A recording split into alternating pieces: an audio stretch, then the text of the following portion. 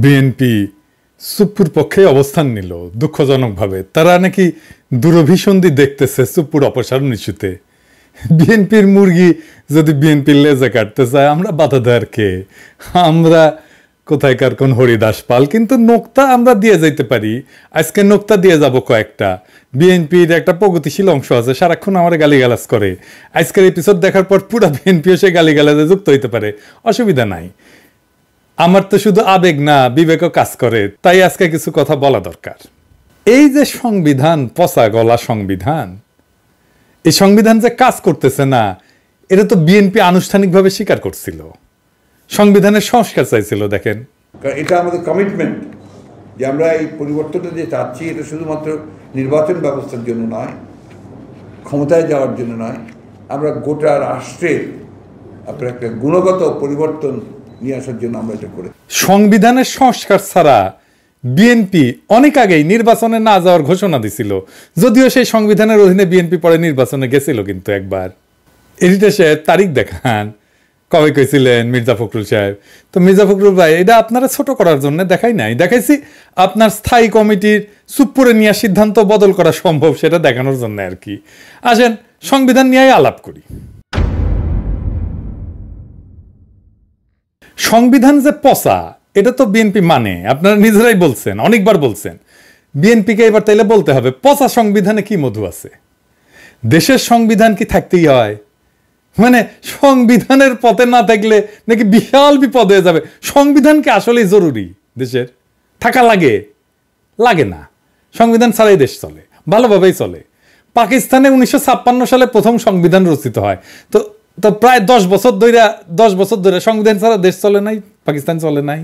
ওই পাকিস্তানের অংশ আমাদের বাংলাদেশও ছিল।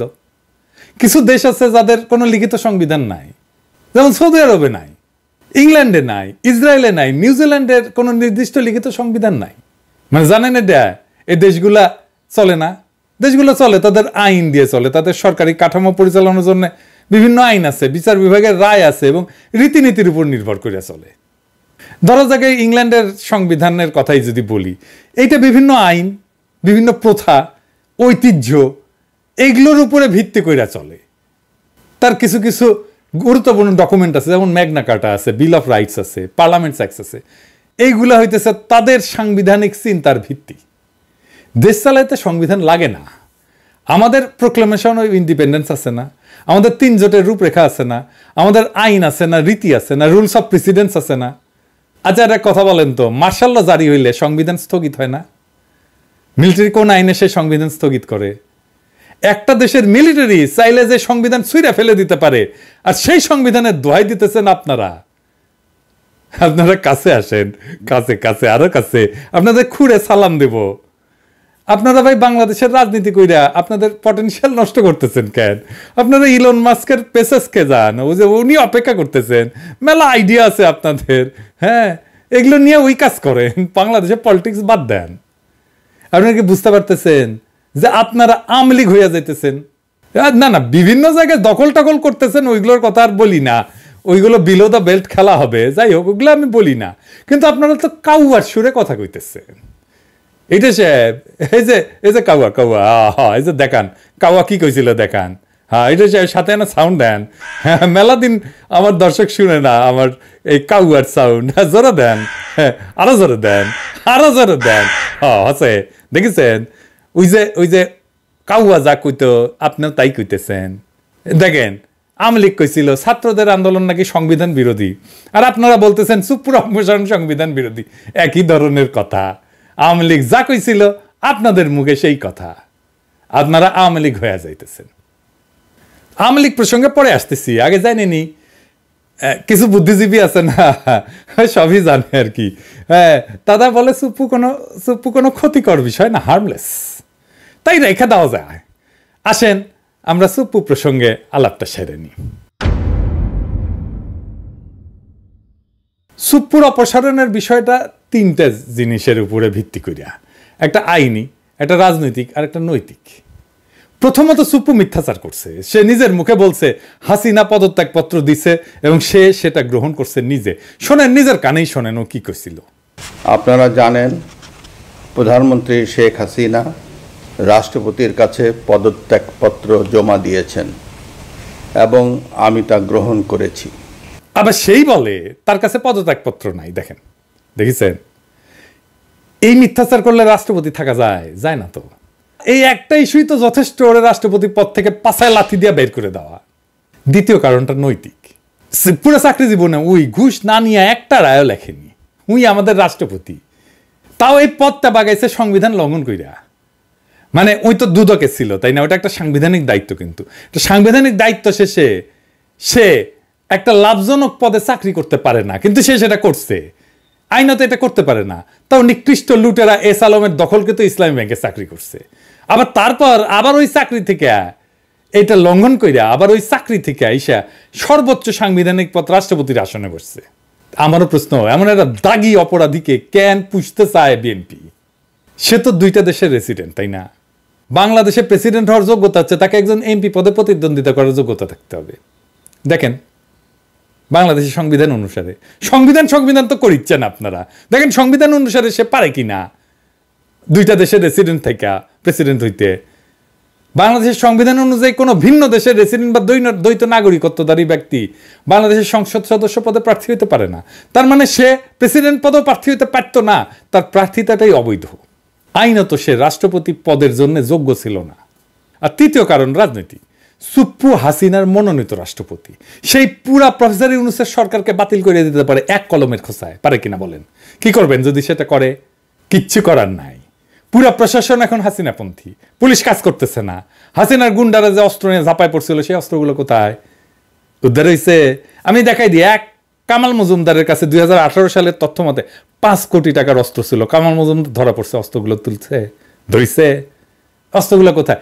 এত অস্ত্র ছিল আওয়ামী লীগের হাতে, আপনারা তো দেখছেন, বেশি দিন আগের কথা না। সে অস্ত্রগুলো কই? তারপরেও কি ধরনের ষড়যন্ত্র, আন্তর্জাতিক ষড়যন্ত্র, ইন্ডিয়া থেকে ষড়যন্ত্র হচ্ছে। বাংলাদেশের হিন্দুদের দিয়া কি করতেছে দেখতেছেন না? সনাতনী নামে কি করতেছে? আর একটা গুরুত্বপূর্ণ বিষয়, কেন বেছে বেছে ক্রুশিয়াল আওয়ামী লীগ নেতারা ধরছর বাইরে থেকে গেল, পালিয়ে যাইতে পারলো, বা পালায় যেতে দেওয়া হইল, সাহায্য করা হইল। কারা করছে? অনেকবার কইছি, আর কইলাম না, তিক্ততা বাড়াইতে চাই না। এবার আসেন বিএনপির কিছু ছাত্রলীগ প্রেমীদের দেখি আমরা। দেখেন একটা ক্লিপ দেখেন। ছাত্রলীগকে কি করেছে? নিষিদ্ধ করেছে। আমি বলবো ছাত্রলীগকে নিষিদ্ধ করেনি। ছাত্রলীগ ইতিহাস তো বাংলাদেশের ইতিহাস, আন্দোলন সংগ্রামের ইতিহাস। 52, 62, 66, 69, 70, 71, 90 ছাত্রলীগের বিশাল ইতিহাস, বিশাল ভূমিকা। দেখেছেন? হ্যাঁ, হাবিবুর রহমান হাবিব আসলে তো কিন্তু ছাত্রলীগের প্রেসিডেন্ট ছিল, এসে জুটিছে বিএনপিতে, কিন্তু ছাত্রলীগ প্রেম আর যায় নাই। আর একজন দেখেন, রুমিন ফারহানা। ধরুন আপনি ছাত্রলীগ বাদই দিলাম, কোন একটি ছাত্র সংগঠন যেটা যে কোনো দলের সঙ্গে যুক্ত, যে কোনো আদর্শে বিশ্বাস করে একটা ছাত্র সংগঠন, তাকে আজকে আপনি নিষিদ্ধ করলেন।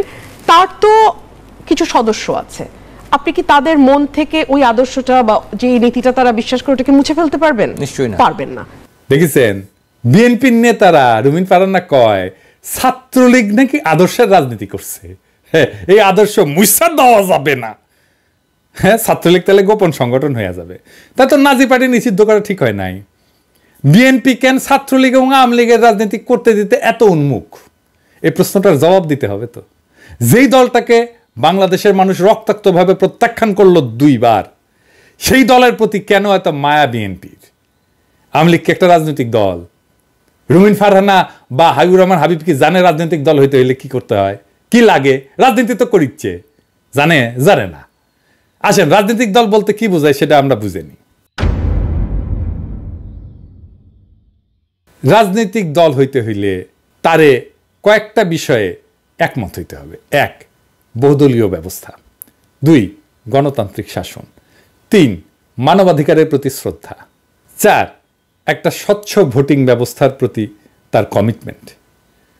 5, আইনের শাসন এবং জবাবদিহিতা। 6, পিপলের পার্টিসিপেশন এনশিওর করা। 7, একটা রাজনৈতিক দলের সবার উপরে অবশ্যই দেশের প্রতি আনুগত্যে বিশ্বাস করতে হবে। আওয়ামী লীগ এর কোনটা মানে? আওয়ামী লীগ দেশের প্রতি অনুগত? আগামী এপিসোডে আমি দেখাবো কেন আওয়ামী লীগ একটা রাজনৈতিক দল না, বরং একটা দুর্বৃত্তদের সংগঠন। আজ শুধু একটা বিষয় নিয়ে কথা বলবো।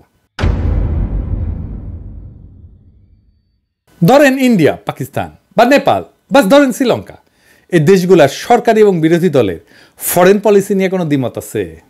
মিলিটারি পলিসি নিয়ে কোনো দ্বিমত আছে? নাই। বাংলাদেশে আওয়ামী লীগ তার লেসপেন্সার থাকলে একটা ঐক্যমতের মিলিটারি আর ফরেন পলিসি নিতে পারবেন? ইয়েস অর নো বলবেন, হ্যাঁ অথবা না বলবেন, পারবেন না। ক্ষমতায় থাকলে সে তার ফরেন পলিসি আর মিলিটারি পলিসি বানাবে, ইন্ডিয়া কিসে লাভ হবে সেটা দেখে আপনারা তো দেখছেন। বেশি দিন আগের কথা তো না, এই গত 15 বছর, এমনকি মুজিবের আমলে কি করছে। আর যখন সে ক্ষমতায় থাকে না তখন বাংলাদেশ যেন রাষ্ট্র হিসেবে দাঁড়াইতে না পারে সেই কাজ করে।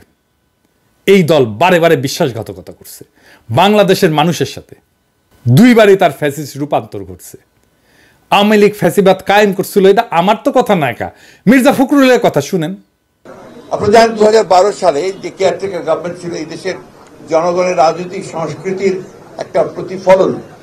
নির্বাচনকালীন সময়ে একটি নিরপেক্ষ সরকার থাকবে, সেটাকেও তারা বাতিল করে নিয়েছিল একতরফাভাবে। এইভাবেই গণতন্ত্রের সমস্ত প্রতিষ্ঠানগুলোকে তারা ধ্বংস করে দিয়ে মূলত একটা একদলীয় শাসন ব্যবস্থা, ফ্যাসিবাদ প্রতিষ্ঠা করে। এর বিরুদ্ধে আমরা দীর্ঘ লড়াই করেছি, সংগ্রাম করেছি। তার মানে মির্জা ফখরুল ফ্যাসিস্টদেরকে রাজনীতি করতে দিতে চায়? সর্বনাশের কথা। দেখেন শিক্ষক কি কয়, ফ্যাসিবাদের সঙ্গে জড়িত প্রশাসন কর্মকর্তাদের দ্রুত অপসারণ চান মির্জা ফখরুল, কিন্তু ফ্যাসিস্ট দলের নিষিদ্ধ চান না, এমনকি নির্বাচন করতে দিতে চান। কি মজার কথা, সোনার পাথর বাটি দেখিনি, কিন্তু এই রাজনীতিতে মির্জা ফখরুল সাহেব আমাদের সোনার পাথর বাটি দেখাচ্ছেন। চুপ্পুকে মির্জা ফখরুল ফ্যাসিবাদের প্রোডাক্ট বলেন, দেখেন, কিন্তু সরাইতে চান না। কি মজার কথা, কোনো ব্যাখ্যা আছে? মানে লীগ খারাপ, আওয়ামী লীগ খারাপ, কিন্তু হাসিনা ভালো। ওই একই হাসিনার ন্যারেটিভ, একই হাসিনার ন্যারেটিভ। বিএনপিকে বলতে হবে স্পষ্টভাবে জনগণের কাছে কেন ফ্যাসিবাদের প্রশাসন খারাপ সেটাতে সরাইতে হবে, কিন্তু ফ্যাসিবাদের প্রোডাক্ট চুপ্পু ভালো, তারে রাখতে হবে। বলতে হবে কেন ফ্যাসিস্ট আওয়ামী লীগকে রাজনীতি আর ভোট করতে দিতে চান, বলতে হবে। বিএনপিকে একটা কথা স্পষ্ট করে বলে দিতে চাই, তারুণ্য কোনো চালাকি পছন্দ করে না।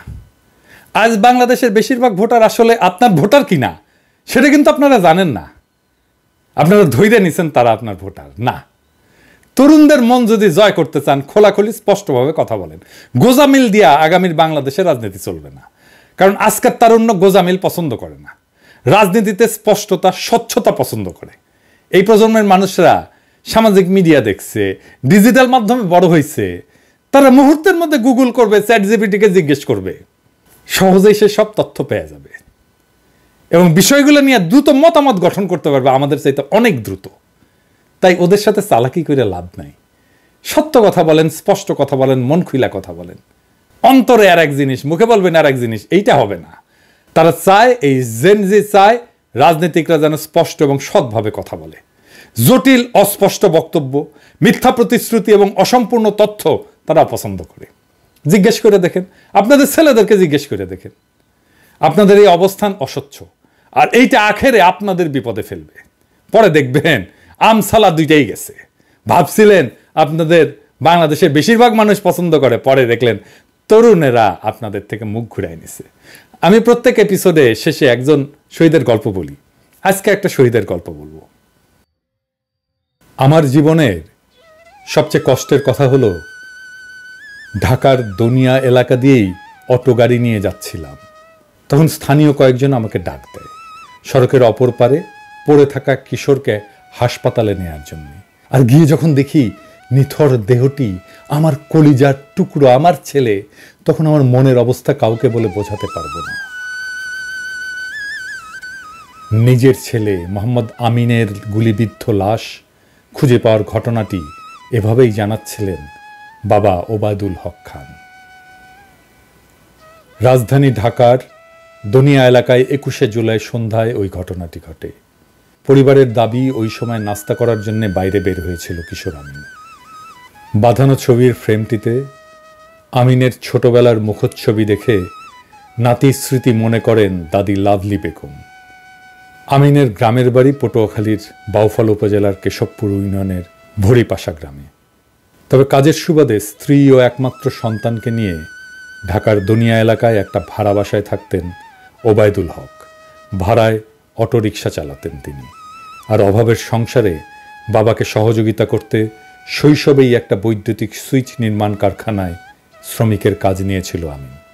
পড়াশোনা বলতে প্রাথমিকের গণ্ডি পার করা হয়নি তার। 22শে জুলাই সকালে জানাজা শেষে পারিবারিক কবরস্থানে তাকে দাফন করা হয়। এর 2 দিন পরেই জীবিকার তাগিদে আবার রাজধানীতে ফিরে গেছেন তারা। বাড়িটিতে তখন শুনশান নীরবতা। জানা গেল এর অধিকাংশ সদস্যই জীবন ও জীবিকার তাগিদে রাজধানী ঢাকায় বসবাস করেন। একটি ঘরে খুঁজে পাওয়া গেল আমিনের 73 বয়সী দাদি লাভলি বেগমকে। তিনি বুক ভরা কষ্টে তখনও নাতি আমিনের ছোটবেলার একটা বাঁধানো ছবি নিয়ে বসেছিলেন। আমিনের স্মৃতি হাতড়ে ক্ষণে ক্ষণেই কাঁদছিলেন।